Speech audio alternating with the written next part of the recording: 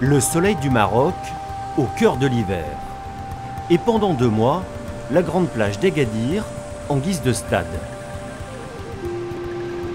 L'équipage du mode 70 Groupe Edmond de Rothschild est à l'entraînement intensif.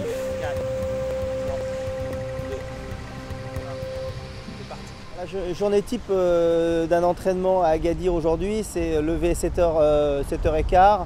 À 7h30, on part tous pour un petit footing et des assouplissements sur la plage. Petit déjeuner à suivre à 9h. 9h30 briefing. On a une petite pause d'1 heure et puis ensuite on se retrouve en général à 10h30 au bateau pour commencer nos entraînements à partir de 11h. Allez les gars!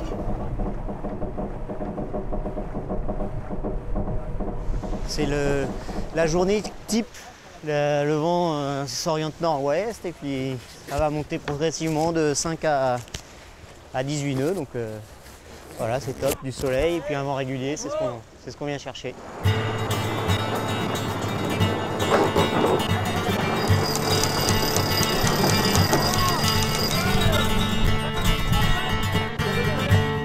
Pas trop bordé, hein. Pas trop bordé, là c'est trop bordé pour nous. Entre 4 et 6 heures par jour, Groupe Edmond de Rothschild enchaîne les exercices. Tests de vitesse, réglage, phase de départ. Et c'est au choqué qu'on fait la différence, hein. C'est au choqué. Attention pour la minute pour Gitana. 3, 2, 1, minute. Les manœuvres surtout sont répétées jusqu'à plus soif. Histoire de créer des automatismes, histoire de construire une vraie cohésion du groupe.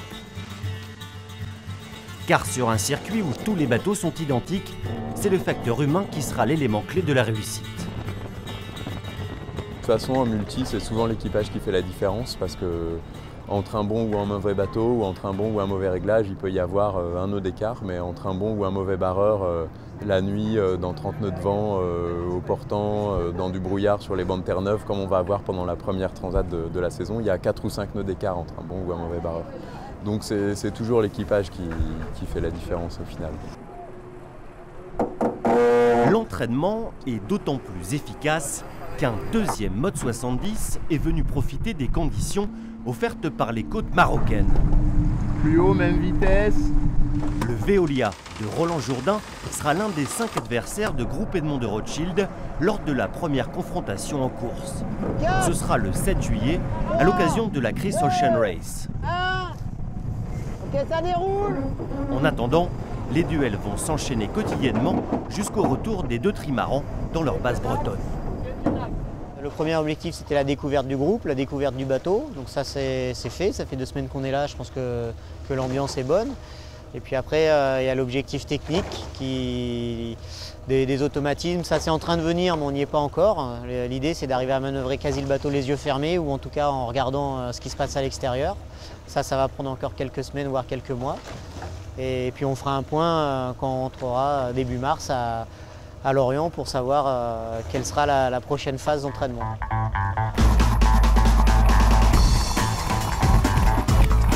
La culture de la performance n'empêche pas celle du plaisir.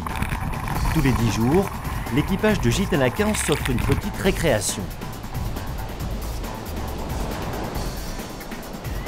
En pariant sur un esprit de groupe fait de sérieux et de décontraction, le Gitana Team et Sébastien Josse construisent jour après jour les clés des futures victoires.